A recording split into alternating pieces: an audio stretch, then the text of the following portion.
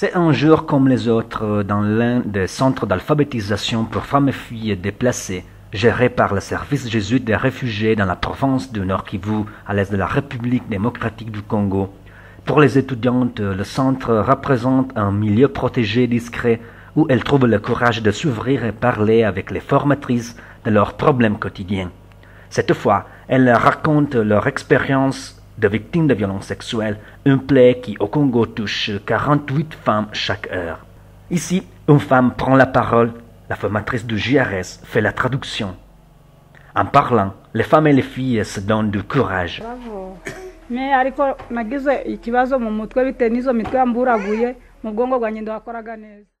la maman ici, elle dit qu'elle aussi, il y a 3 mois qu'elle s'est rencontrée avec des militaires. Alors, elle a essayé quand même de se défendre jusqu'à ce qu'elle n'était pas forte pour se défendre contre les militaires. Elle avait même, les militaires avaient déchiré tous ses habits. Alors, la maman a eu le courage d'aller quand même annoncer à la police. Et quand on a appelé les militaires pour comparaître avec la maman à la police, et les militaires, on l'a nommé ailleurs, il est parti jusqu'à maintenant. Il ne l'a jamais rencontré. Et jusqu'à maintenant, l'affaire est finie par là.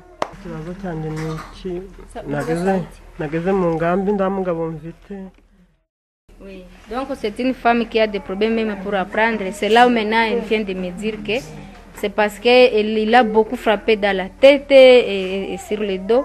Maintenant sa tête pour le moment ne fonctionne pas bien parce qu'elle a toujours le problème de tête, elle s'absente beaucoup. Et c'est aujourd'hui qu'elle vient de dire que c'est à cause de ces militaires qui l'avaient frappé. Donc il prenait la tête contre un arbre et c'est là où elle a eu des problèmes.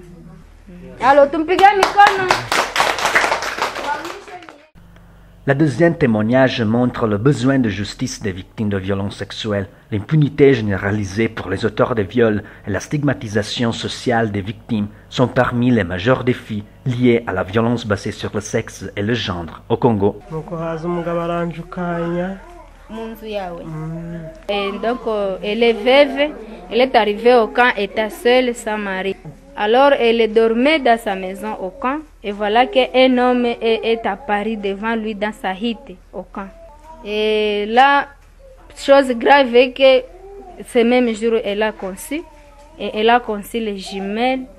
Maintenant, la chose grave pour elle est qu'avec tout donc c'est la force que le monsieur a utilisée, ça l'a traumatisée de façon qu'elle n'a plus le courage vraiment d'aller encore au champ, parce qu'elle a peur finalement partout, mais heureusement qu'elle vient passer la journée ici pour apprendre à lire et à écrire et elle est seule jusqu'à maintenant pour garder ses enfants.